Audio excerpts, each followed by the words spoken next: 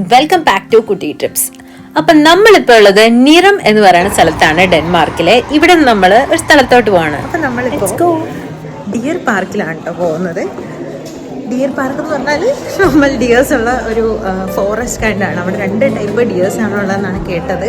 So നമുക്ക് പോയിട്ട് നോക്കാം. എന്നെ കണ്ടിട്ട് ഇങ്ങനെയുണ്ട്, കുറച്ച് വിയേർഡായിട്ടുണ്ട്. ഇവിടെ അത്യാവശ്യം നല്ല തണുപ്പ് തുടങ്ങി. സോ കുറച്ച് പ്രിക്കോഷൻസ്, എനിക്ക് പെട്ടെന്ന് പനിയൊക്കെ വരുന്നതുകൊണ്ട് കുറച്ച് പ്രിക്കോഷനൊക്കെ എടുത്തിട്ടാണ് പോണത്. ഇപ്പം ഓൾമോസ്റ്റ് ഈവനിങ് ആയി, 6 മണിയായി. അപ്പം ഇനി തണുപ്പ് കൂടുമല്ലോ. അപ്പം നമുക്ക് അവിടെ പോയിട്ട് കാണാം. നമ്മളിപ്പോൾ ഡിയർ പാർക്കിൽ പോകുമ്പോൾ ഒരു ബസ്സിൽ വന്നിട്ട് ഇവിടെ റെയിൽവേ സ്റ്റേഷനിൽ വന്നാട്ടോ. ഒരു വെറൈറ്റി റെയിൽവേ സ്റ്റേഷൻ, നല്ലൊരു ബിൽഡിംഗ് ഒക്കെ ഉള്ള, കൊള്ളാല്ലേ, ഒരു ഡിഫറെൻറ്റ് ലുക്കുള്ളൊരു റെയിൽവേ സ്റ്റേഷൻ.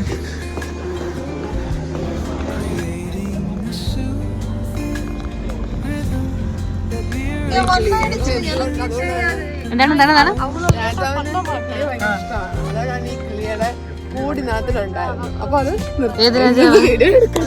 ഏത് രാജാവിനെ ക്ലീൻ ഇഷ്ടമായിരുന്നു?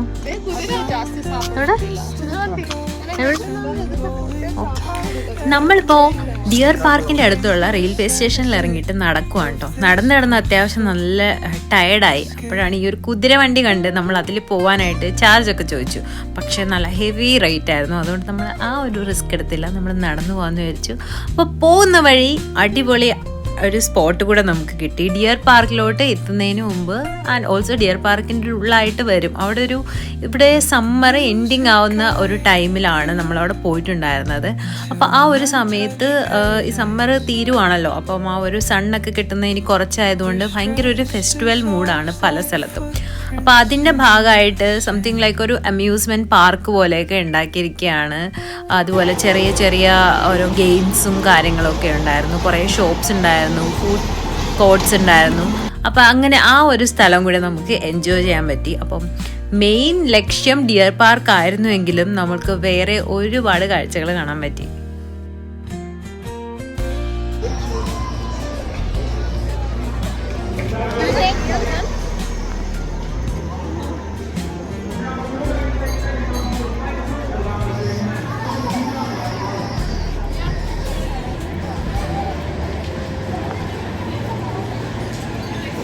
ഈ കാണുന്ന എല്ലാ റൈഡ്സിനും നമ്മൾ സെപ്പറേറ്റ് പൈസ പേ ചെയ്തിട്ടാണ് കേട്ടോ നമുക്ക് കയറാൻ പറ്റുന്നത്.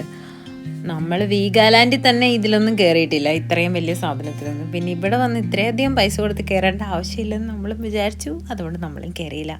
അത്യാവശ്യം അവിടെ നിന്ന് ഫുഡൊക്കെ വാങ്ങി കഴിച്ച് അങ്ങോട്ടും ഇങ്ങോട്ടും നടന്ന് ആ ഒരു ഫെസ്റ്റിവൽ മൂഡെല്ലാം എക്സ്പീരിയൻസ് ചെയ്ത് നമ്മൾ അങ്ങനെ നടന്നു. അപ്പോഴാണ് ഒരു വെറൈറ്റി ആയിട്ടുള്ളൊരു സംഭവം കണ്ടത്. വെറൈറ്റി ഒന്നുമല്ല, നമ്മുടെ നാട്ടിലും ഇതുപോലെ കറക്കുന്ന സാധനങ്ങളൊക്കെ വെച്ചിട്ട് ഗിഫ്റ്റൊക്കെ കൊടുക്കുന്ന പരിപാടിയുണ്ട്. പക്ഷേ ഇവിടെ വലിയ ചോക്ലേറ്റ്സ് ആണ്. അതായത് ഇവിടെ മാത്രം കിട്ടുന്ന കുറേ ബ്രാൻഡഡ് സാധനങ്ങളൊക്കെ, ബ്രാൻഡഡ് ചോക്ലേറ്റ്സ് ഉണ്ടല്ലോ, നമ്മളതിൻ്റെ ചെറിയ ചെറിയ ചോക്ലേറ്റ്സ് ആണ് കണ്ടിട്ടുള്ളത്. പക്ഷേ ഇവിടെ ഇരിക്കുന്ന ചോക്ലേറ്റ് നല്ല വലിയ ചോക്ലേറ്റ്സ് ആണ് അതിൻ്റെ തന്നെ. അപ്പോൾ ഇതിങ്ങനെ കറക്കിയിട്ട് അതിൽ നമ്പേഴ്സ് വരും. ആ നമ്പേഴ്സാണ് ആ ഒരു സ്ക്രീനിൽ കാണിക്കുന്നത്.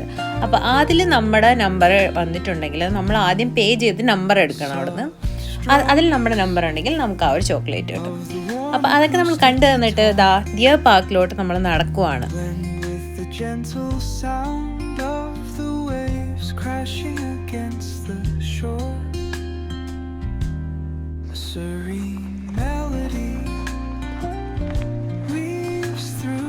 അപ്പോൾ ഈ ഒരു ഡിയർ പാർക്കിൻ്റെ പ്രത്യേകത ഭയങ്കര ഒത്തിരി സ്ഥലമുള്ള ഒരു ഡിയർ പാർക്കാണ്. നമ്മൾ ഫുള്ള് നടന്നിട്ട് പോയി കാണണം. ഇപ്പോൾ നിങ്ങൾക്ക് കാണാൻ പറ്റുമായിരിക്കും, ദൂരെ നമുക്ക് ഡിയേഴ്സിനെ കാണാൻ പറ്റും. നമ്മൾ പോയിട്ടുള്ളൊരു വൈകുന്നേര സമയം ആയതുകൊണ്ട് നമുക്ക് അധികം ഒന്നും കാണാൻ പറ്റിയില്ല. പക്ഷേ പോയിട്ടുള്ളവരൊക്കെ പറയുന്നത് എപ്പോഴും നിറച്ച് കാണാൻ പറ്റുന്നു. നമ്മൾ കുറച്ചൊക്കെ അടുത്ത് കണ്ടു, എനിക്ക് പെട്ടെന്ന് വീഡിയോ എടുക്കാനൊന്നും പറ്റിയില്ല ചിലതൊക്കെ. അപ്പം അങ്ങനെ പല ടൈപ്പ് മാനുകളാണ് ഇവിടെ ഉള്ളത്.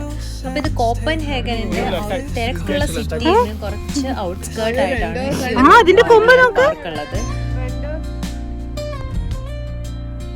ഓ, തന്നെ കൊമ്പ് നോക്ക്, എന്ത് ഹൈറ്റിലാന്ന്. ഇപ്പൊ നിങ്ങൾ കാണുന്ന പോലെ ആ ഒരു വലിയ കൊമ്പുള്ള മാൻ, ഇത് ദൂരെ നിന്നാണ് കാണുന്നത്, അത്രയും ക്ലിയർ അല്ലെന്ന് എനിക്കറിയാം. ബട്ട് അത് വലിയ കൊമ്പുള്ള ഒരു മാനാണ്. അപ്പൊ ഒരുപാട് വെറൈറ്റി ടൈപ്പ് മാനുകളുണ്ട്.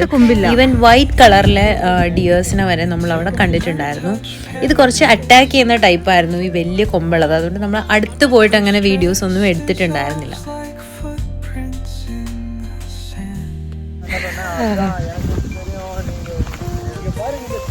അടിപൊളി സൺസെറ്റ് ടൈം ആട്ടാ, 8 o'clock. തണുപ്പ്. ഇതിന്റെ പേരെന്താ? എന്ത് സാധനം? ഓട്ടോസാ? മാനിനെ കാണാൻ വന്ന മാൻ കൃഷിയോ? ഇല്ലമ്മേ, പൊടി പൊടി പോലെ ശരിക്കും കാണുന്നില്ല. ഈ ലൈറ്റ് അവിടെ നിന്ന് നല്ല ക്ലോസിൽ മാനിനെ കിട്ടിയതായിരുന്നു. ആ ചെറുക്കൻ അതിനെല്ലാം ഓടിച്ചു കളഞ്ഞു. അല്ല, നല്ലതായിട്ട് കാണാമായിരുന്നു നമുക്ക് മാനിനെ.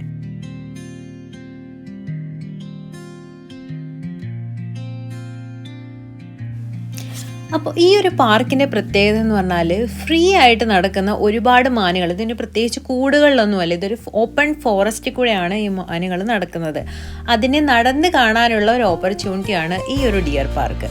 അപ്പം നല്ലവണ്ണം നടക്കാൻ ക്ഷമയുണ്ടെങ്കിൽ മാത്രം കോപ്പൻഹേഗൻ ഡിയർ പാർക്കിലോട്ട് വന്നാൽ മതി എന്ന് ഉറപ്പായി. നമ്മൾ ഒരുപാട് കിലോമീറ്റേഴ്സ്, ഒരു 5-8 കിലോമീറ്റർ നമ്മൾ നടന്നിട്ടുണ്ട്. നല്ല പോലെ ലേറ്റ് ആയിട്ടുണ്ടായിരുന്നു. ഈ ഒരു ലൈറ്റും കാര്യങ്ങളൊക്കെ ഉണ്ടെന്നേ ഉള്ളൂ. സമയം 9:30-10 മണി എങ്ങാണ്ടൊക്കെ കഴിഞ്ഞിട്ടുണ്ടായിരുന്നു. നമ്മൾ അവിടുന്ന് പുറത്തോട്ട് റോഡ് കണ്ടുപിടിച്ച് ഇറങ്ങുമ്പോൾ ഒരറ്റത്തു നിന്ന് കയറി കഴിഞ്ഞാൽ മറ്റേ അറ്റം കാണണമെങ്കിൽ നമ്മൾ നല്ല പോലെ നടക്കണമായിരുന്നു. പിന്നെ ആ ഒരു ഈവനിങ് ആയതുകൊണ്ട് ഡിയേഴ്സിനൊന്നും അധികം കാണാനും പറ്റിയിട്ടുണ്ടായിരുന്നില്ല. അപ്പം വന്നപ്പോഴേക്കും നമുക്ക് അത്യാവശ്യം ബസ്സുകളെല്ലാം മിസ്സായി. നമ്മൾ നല്ല ലേറ്റായി. പിന്നെ ഒന്നും നോക്കിയില്ല, ആ റോഡിൽ അവിടെ ഇങ്ങനെ ഇരുന്ന് വിശ്രമിച്ചു. ബിക്കോസ് അത്രയും കാലുവേദനയായി എല്ലാവർക്കും. അപ്പം ഒരു അടിപൊളി നടത്തം ആയിരുന്നു. ആൻഡ് നല്ല പീസ്ഫുൾ ആയിട്ടൊരു സ്ഥലമായിരുന്നു. സൈക്കിളൊക്കെ ഉണ്ടെങ്കിൽ കുറച്ചുകൂടെ ബെറ്റർ ആയിരുന്നു എന്ന് തോന്നി. ഒരുപാട് പേര് സൈക്ലിംഗ് ചെയ്യുന്നുണ്ടായിരുന്നു. അപ്പം നിങ്ങൾക്ക് ഈ ഡിയർ പാർക്ക് വീഡിയോ ഇഷ്ടപ്പെട്ടിട്ടുണ്ടെങ്കിൽ do like, share and subscribe to my YouTube channel. By.